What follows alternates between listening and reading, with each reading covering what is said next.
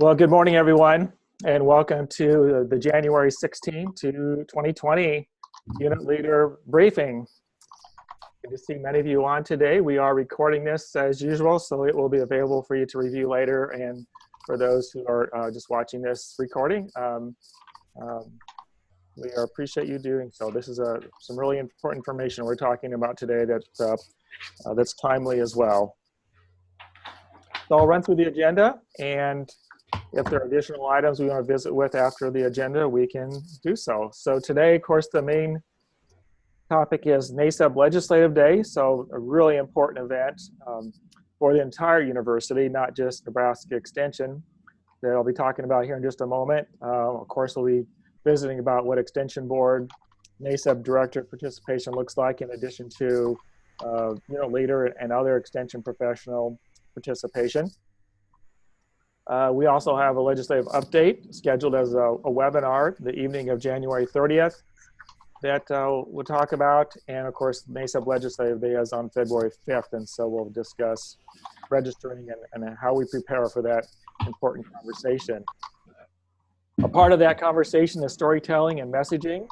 So a few words on that. I've had a chance to visit with Heath Mello, Michelle Waite, Jesse Brophy. They are the leads for NU, UNL, and IANR information and education regarding elected officials, respectively, for the NU, UNL, IANR systems.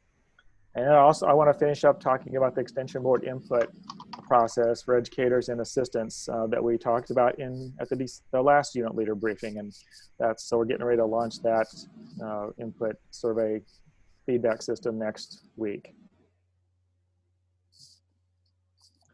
So NASEB Legislative Day. So for some of you, this may be brand new. So feel free to ask a lot of questions or contact me directly after the webinar if you need more detail and context around this important date. NASEB has a tremendous amount of momentum. As you know, since they've had their next gen NASEB conversation a couple of years ago, some of you were involved in those in your local communities. They have remade their organization. They've changed their bylaws. They are aligning their director representation to align with engagement zones. The organization was recognized by the NU President's Medal of Service honor this past December.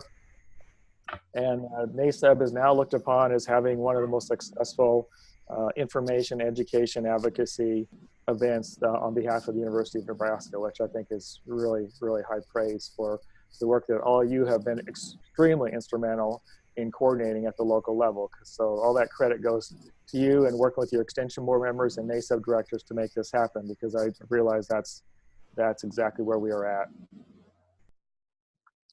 So one of the things that we want to encourage Extension Board members and Extension professionals who will be involved in this event to do is to watch the webinar that will be the evening of January 30th. And what this is the webinar that you'll recall last year.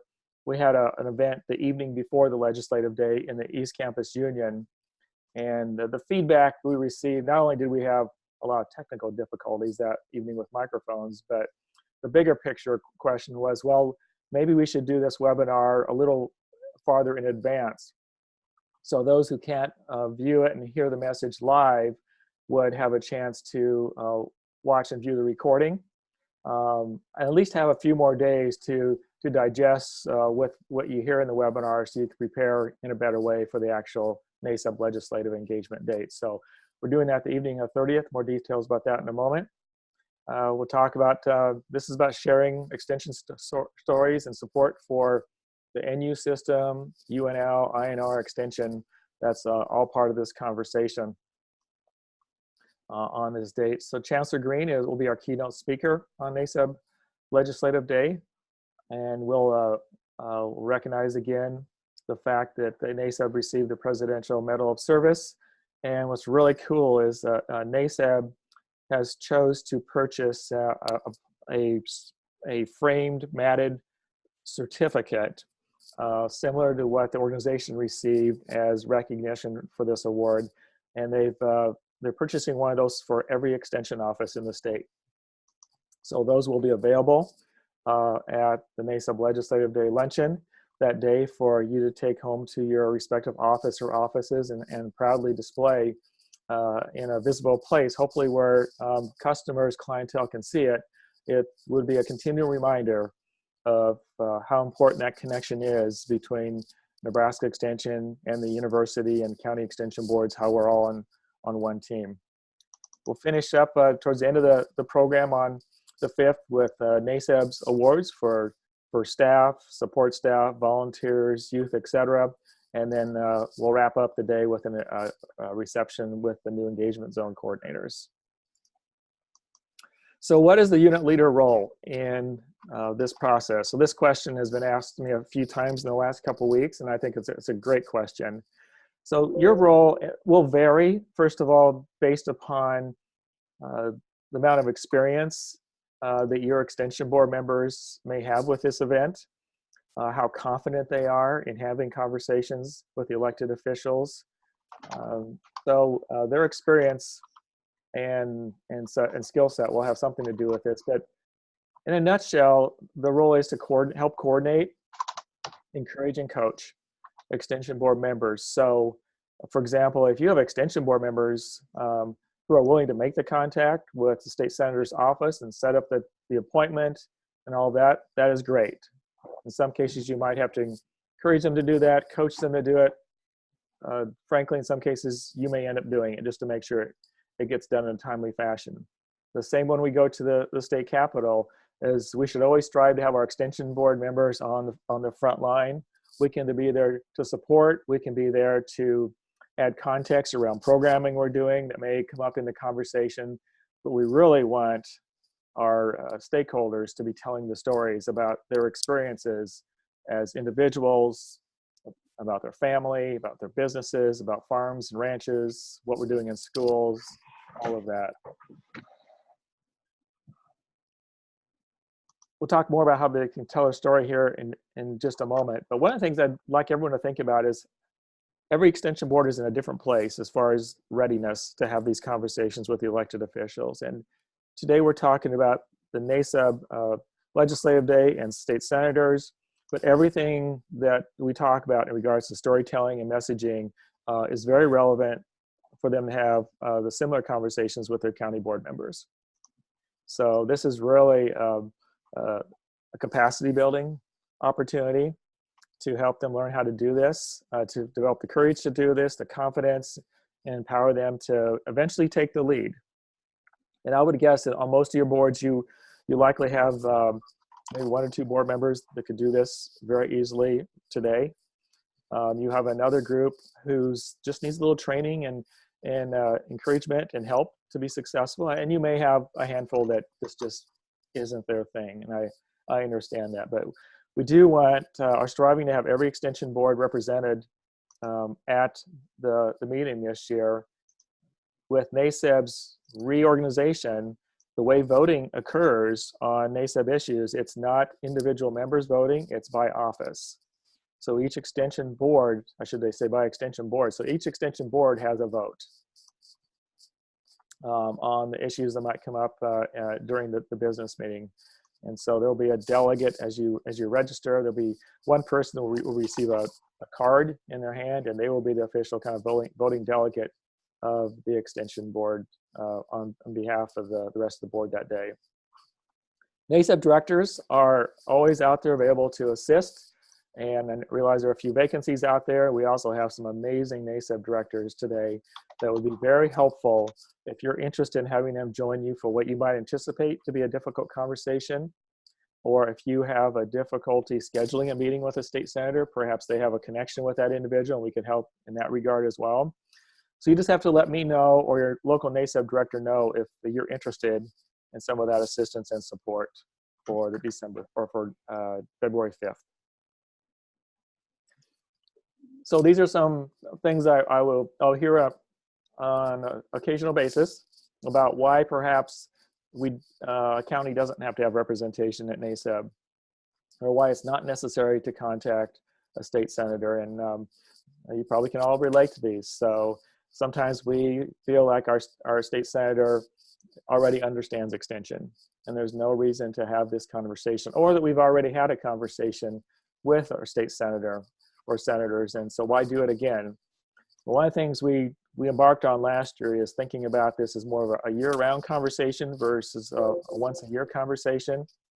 So we're all in Lincoln on February 5th. They're expecting to see NASEB Extension Board members, and so I was so impressed last year with the impression that unit leaders and Extension Board members made with state senators.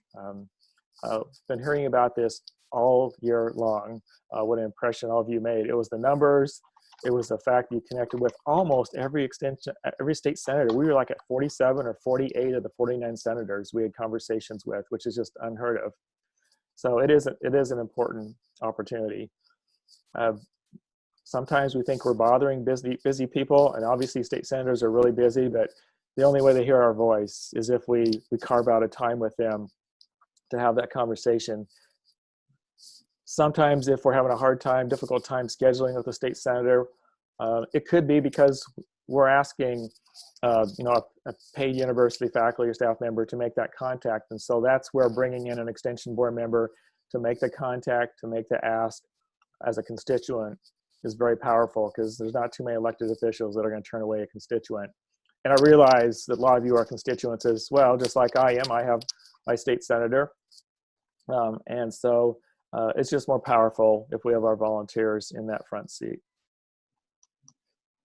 In some cases, we're just verifying that our senator is supportive. There's kind of three groups of state senators. There's a group that's always supporting NU. There's a group that kind of goes back and forth depending on the year and the issues. And there's a group that doesn't support us almost ever. And so we have to think about where they are in that spectrum and how we approach that. And I'll talk about that here in a few moments. If we're not getting a response back from the senator's office, let's just be persistent. And I know this happened last year. Many of you were very persistent, and some NASEB directors were very persistent, and it paid off. At the end of the day, we either had a meeting set up with those individuals, or we caught up with them during the session. We asked for them to come off of the floor into the rotunda, and we had our conversations there. Kind of talked about some of these already. Someone else's responsibility. One of the things I feel strongly about, it's all of our responsibility to make sure that the university is heard, that we're represented. And in our case, we have 550 volunteers out there who have agreed to be champions for Extension. And so it is definitely a part of Extension Board members' responsibilities to be a part of this team that goes to the state capitol. Not sure what to say or how to engage. We'll talk about that here as well. And this effort seems disingenuous. You know, again, we're looking at year-round engagement, but this is the time of year where we're here together. We're in the Capitol together, and we're making a collective impression. And again, this is not only for the state senators, but the other impression that you all made last year was with our Heath Mellows, our Jesse Brophies, our Michelle Waits, who are the leads as far as working with legislators on behalf of their parts of the university. And they have told me this, which I just boggled my mind this year. It was very impressive. They said, this is a short session, Dave, and we really have 2 or 3 big advocacy efforts with our state senators. So one is I Love NU Day, which is later in the session.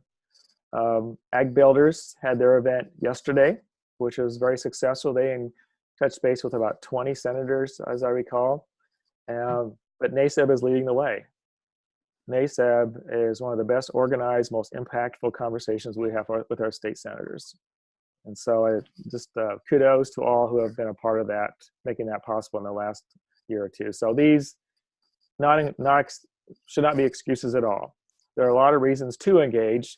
And one of the reasons is, you know, I love to use this cell phone tower as you talk about how strong we are across the state, because I think about how visible we are and how heard we are in each legislative district across the state. And so what does that look like? Are you a strong signal in your region with your particular state senator?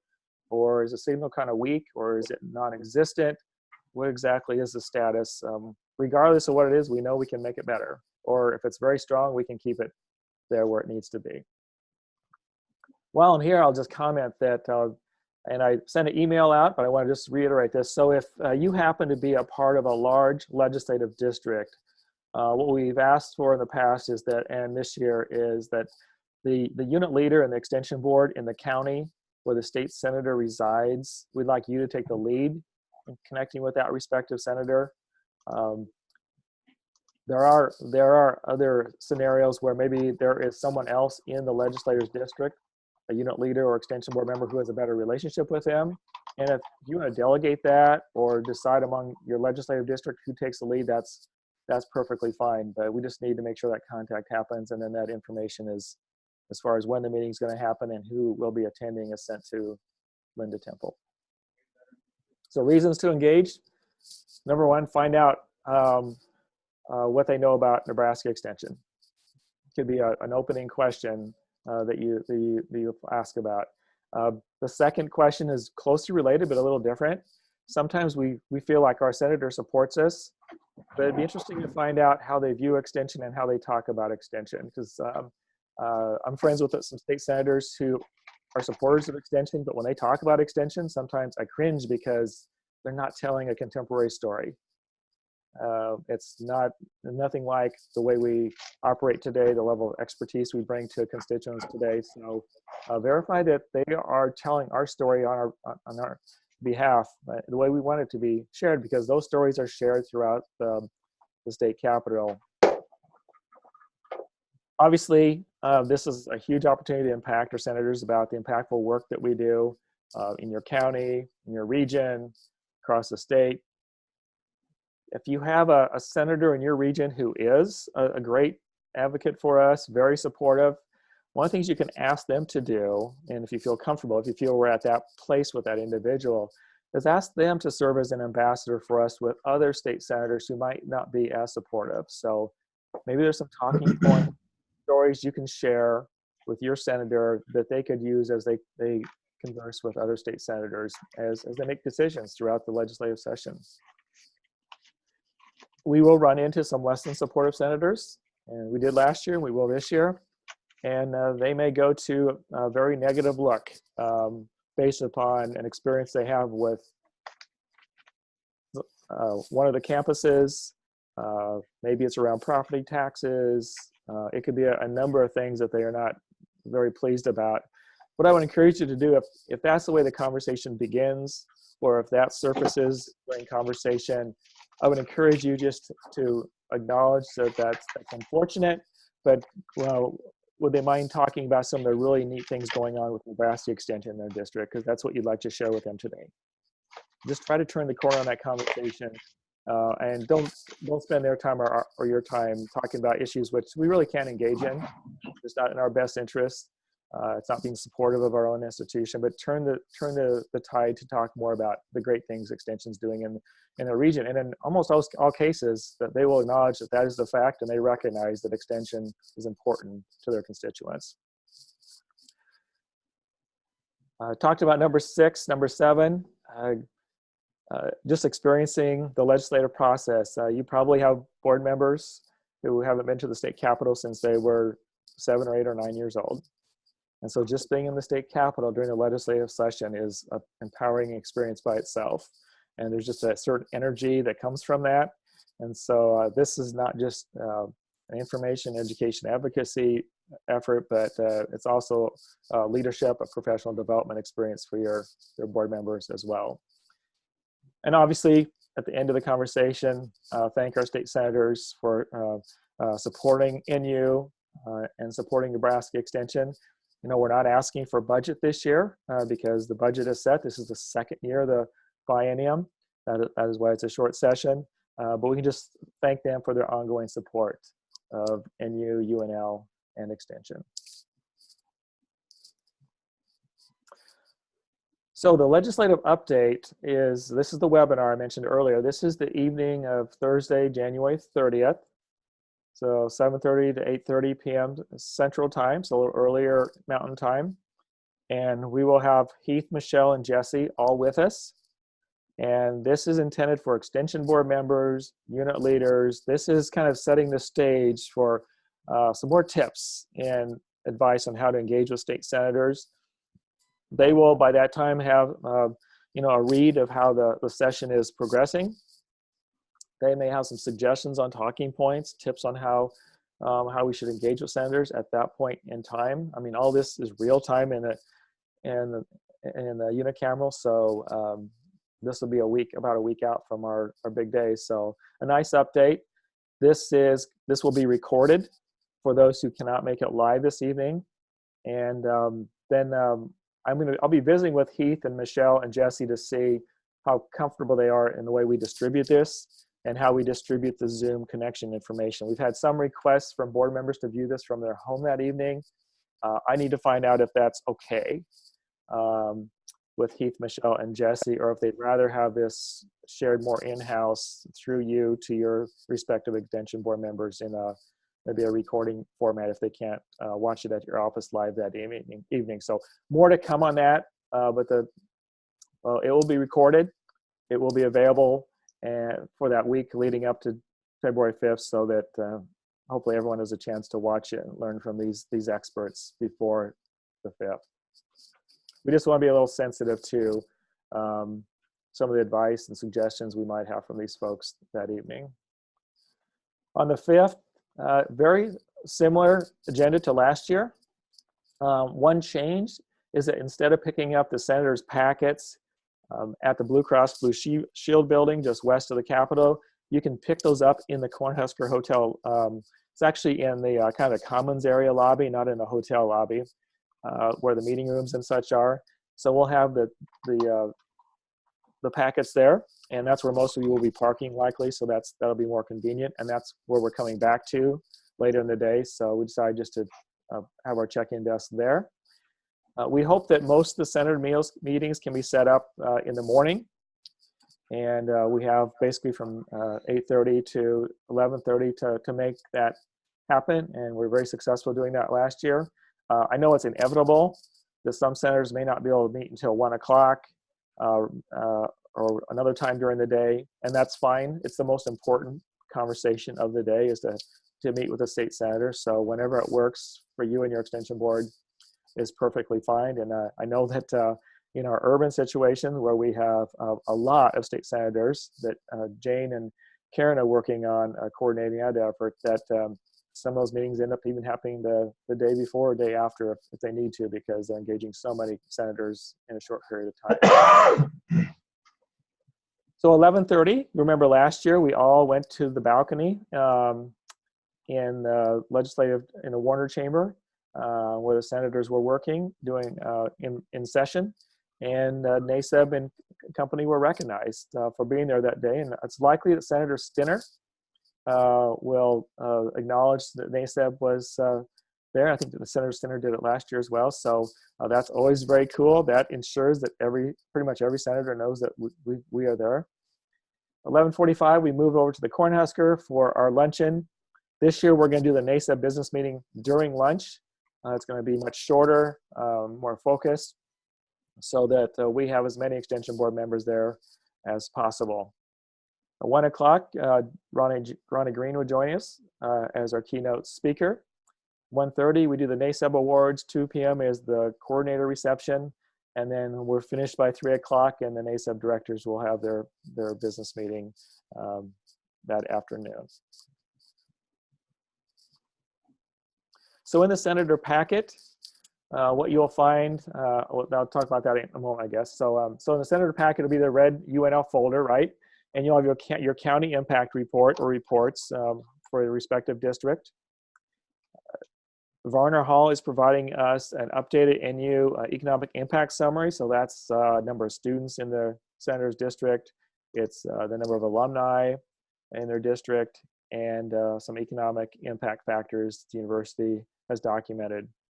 The Ag Builder of Nebraska's impact summary, it's a one-pager, will also be included. That's just an example of some programs. And this year it's really leaning towards the disaster response and recovery efforts. We'll include our flood website card, our rural wellness, mental health cards as well.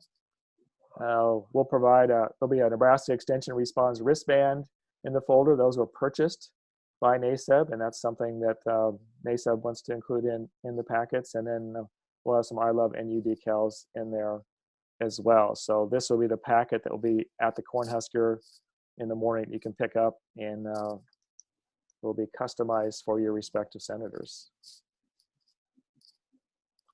Really encourage you, if you aren't following your senator or senators in social media, to do that, either on Twitter or Facebook or Instagram.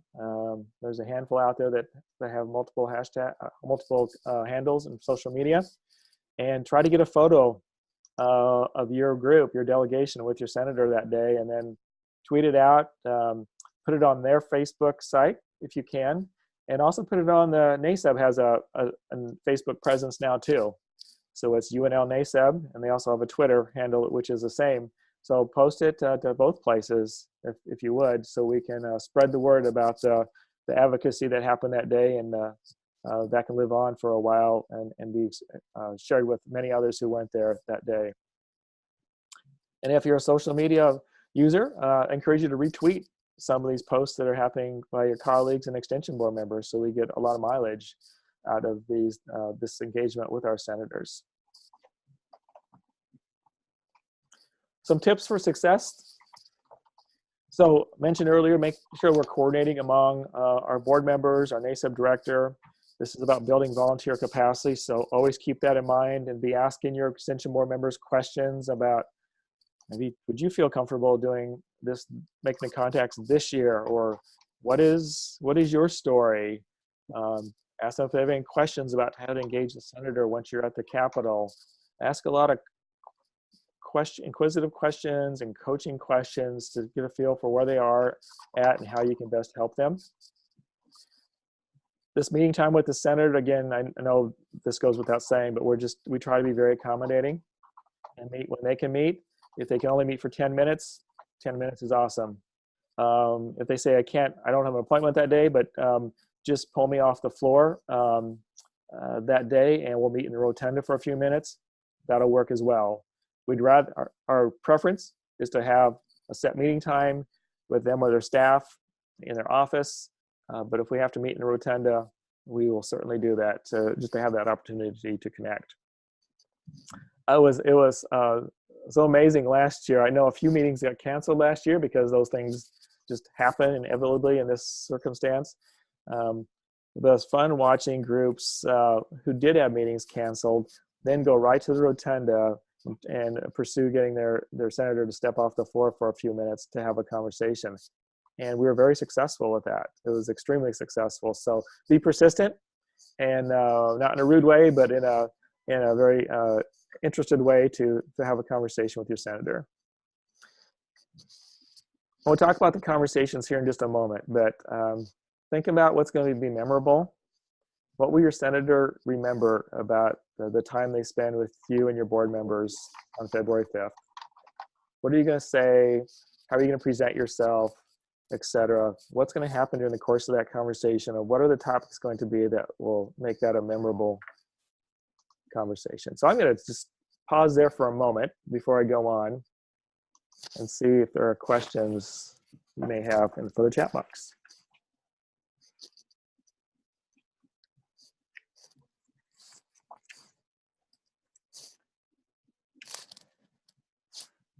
I know we have a lot of pros out here because it went so well last year.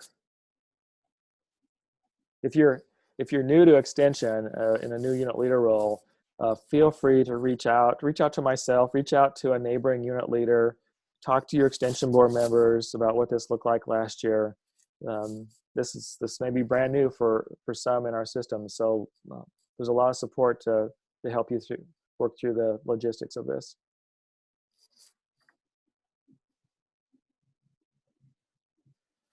All right, let's talk just briefly about messaging. So again, we're not asking for new budget or talking a whole lot about the budget this year because it's already in place. This is the second year of the biennium, right? So as you talk, and the stories you talk to your state senators about, one of the things I would keep top of mind is what 2019 was for most Nebraskans. it was a tough year. Not only was a rural economy not doing well when 2019 began, but then we had a number of disasters that happened across the state. And because of that, there are a lot of people, families,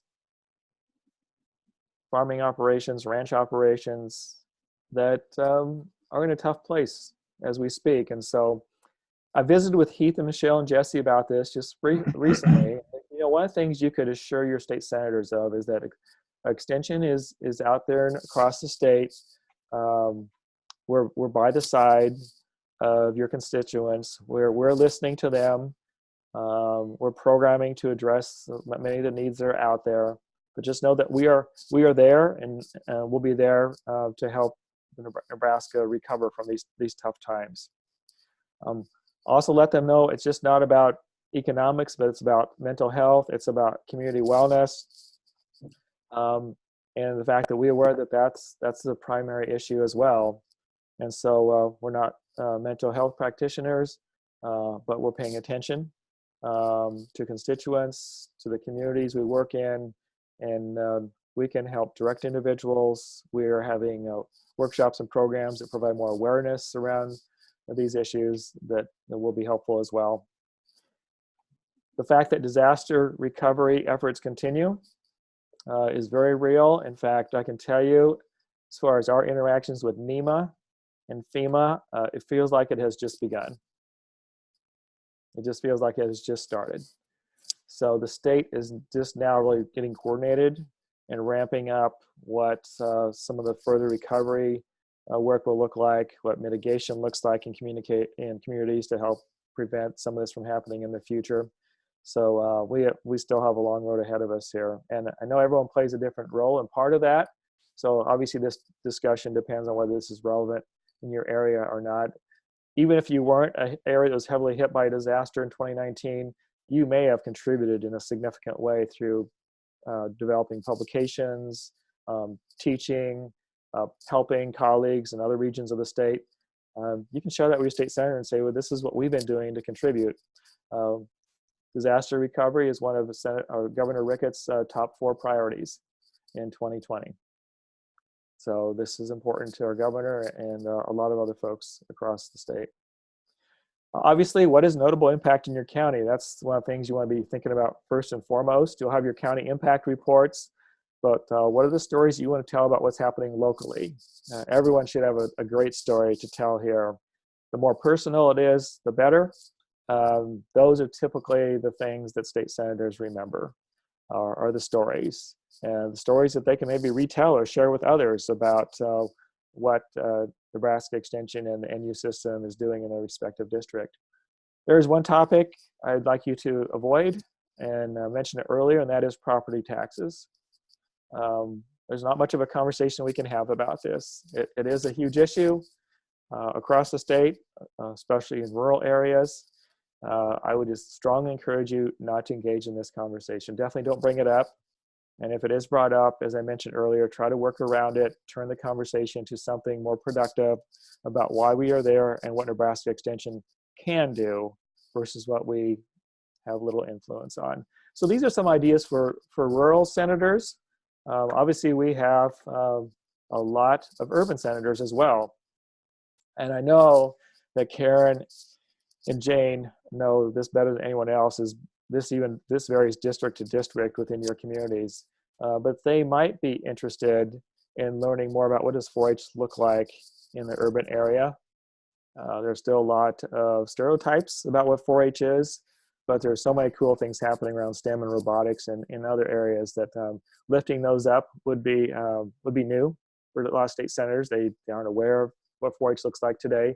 Urban gardening, regional food systems is something that I know of several senators have mentioned or talking about, so that would pique their interest. We have a lot of FNAP, SNAP-Ed programming in our urban areas, so this would be, Grand Island, this is Fremont, Omaha, Lincoln, other mid-sized communities across the state where we're really focused on youth and underserved audiences with food, nutrition, health education. So helping them understand that we are there for those audiences. A lot of senators are interested in the work we're doing for underserved audiences. And some feel like that should be a primary role for us. So that's the story to tell. Again, the notable impact in your county or in their district, really, in the urban areas. Disaster recovery efforts, especially in the Douglas-Sarpy area where it was a little closer to home. The county impact reports, and again, try to stay away from the property tax conversation. So the storytelling. So sometimes this is difficult to decide. So how do I tell a story? Because some of us are a lot better than this than others, right? So just think about these questions. And if you think about how you would answer these questions, I think this will help you tell a story. And this is really from an extension board perspective. So if you were to ask your extension board members, why are they involved as an extension board member or as a volunteer? How would they answer the question? Why do they choose to spend time in extension board meetings, helping you identify needs, advocating with state senators, with county elected officials? What's their attraction to extension? Why do they support us and spend time investing time with us? Who do they want to help? Are they a huge fan of early childhood development? Are they a huge fan of more regional food systems? Who is the audience that they really want to help? They probably have a group of people, a constituency in mind, so they can think about who that is. And then why are they passionate? What are the facts? What are the experiences? What's the evidence that causes them to be so concerned? You know, one of these issues that is present in a lot of places across the state is early or child care facilities. There will be a lot of conversation about housing shortages across the state. We may not be able to do as much in the housing shortage area, but the other big question that families have before they move into rural areas and rural communities is, will there be childcare available so that we can have a great quality of life in our rural communities and such. So they may be passionate about having childcare in their community, and they'll know the statistics about demand and supply and what great childcare looks like and those type of things. And then have them think about how they'd answer this question. So extension's fantastic in our county or district because. Ask them how they would answer that question. Go around the boardroom. How would you answer this question? If a state senator asks you, why are you so passionate about Nebraska extension? What are you going to say? Be ready, because that question could easily come their way. And then the question that most elected officials will ask, at least they're very interested in, is, so how can they help you? If childcare is a huge issue in your community or your district, your world, what can they do to help? So think about that. And along the way, tell them about our story. We have learning child educators who are experts in this region. Perhaps we are partnering with Nebraska Community Foundation in our respective counties or communities to help develop child care facilities, to attract the talent to manage those facilities, to work with children. You have to decide, your extension board members have to decide what their story is. But this is a framework to think about as you develop your stories. So a little checklist to think about as we ramp up to February 5th is please be sure to take in the January 30th webinar or the recording. As far as February 5th is concerned, please register by January 28th. So that registration went out directly to all extension board members, to NASEB directors, to unit leaders. I would encourage you, as unit leaders, please share that again directly with your extension board members. They're probably paying more attention to your email than they are one from the dean's office. So please share that with them so they're aware of the deadlines and what they need to do to register. If lodging is required, the block of rooms at the Cornhusker for the 4th and 5th are reserved until January 21. So until January 21st. Be sure to schedule the time with your state senator, then send that information to Linda Temple. So the confirmed meeting time, the location of the meeting, and with your senator, and a list of the participants who will be participating in that conversation. And then one of the most important things is what we just talked about. That's preparing and coordinating your story and messaging. So when your delegation walks into your state senator's office, know ahead of time who's going to start the conversation, who's going to open up the conversation, who's going to chime in next, perhaps who's going to be next. It's going to be a short time. It's going to go very quickly. So it's never guaranteed that you're going to get to talk about everything that you want to. So make sure the most important points, the most important stories, the impactful conversation happens early in that conversation. And of course, your state senator or the staff could blow that whole plan up and start asking some specific questions about disasters in your region or some other questions. So be ready for anything, but the most important thing is to engage, have meaningful conversation with them about how Nebraska Extension and the university are impacting the state, and get to know the state senators just a little bit better.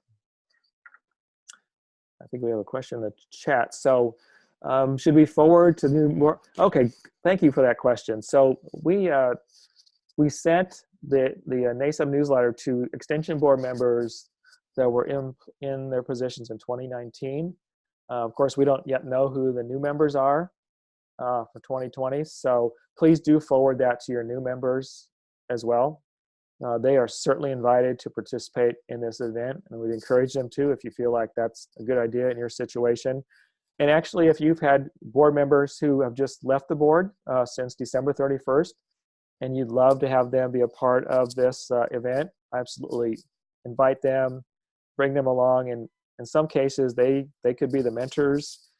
They could be the person that others are watching, because they may be pretty good at this because they've been doing this for a while. So all of the above are invited. So when we sent the invite out, we also just sent to Extension Board members that we had email addresses for, and we didn't have email addresses for maybe 5% or so of the board members on our list. So another reason to resend that to your board, so they have that information, they know the why, and they can visit with you about participating. So thank you for the question. Other questions regarding NASEB Legislative Day?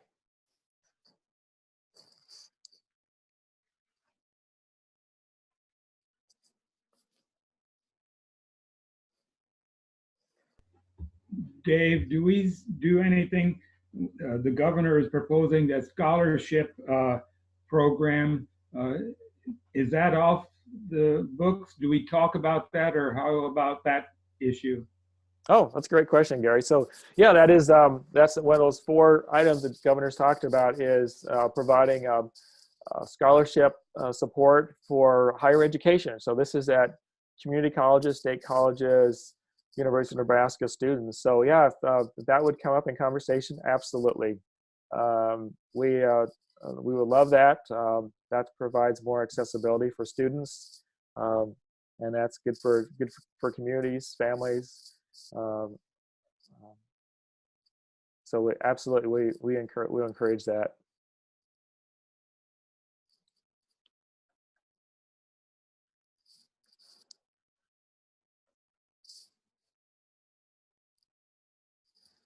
All right, I'm going to move on to our last item. We'll just leave the chat box open. So at our last unit leader briefing, we talked about the fact that maybe the Extension Board feedback forms were going out too early when they went out in November, December, because activity insights weren't completed.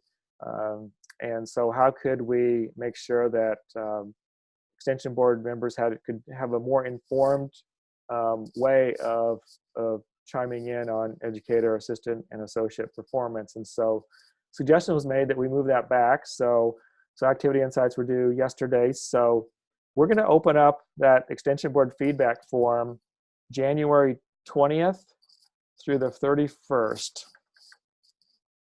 So we'll be sending that out here shortly.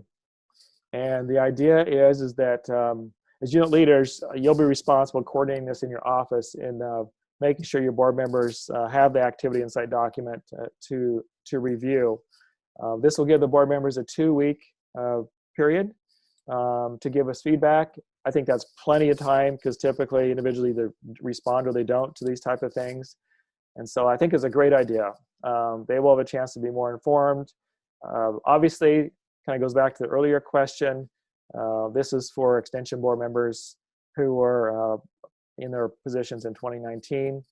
New Extension Board members aren't really in a position, nor should they really have any insight on performance because they weren't in their role in 2019, the time period we're looking at. So we'll see how this works. I'm anxious to see if we get a better response from our board members. There's no question it'll be a more informed process. They'll have a chance to read about your accomplishments, your impacts, the many things you're doing as an extension professional. So looking forward to launching this and seeing how this goes.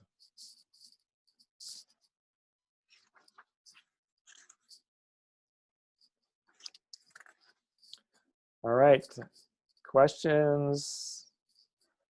Anything else that's on your mind today that you'd like to touch base on?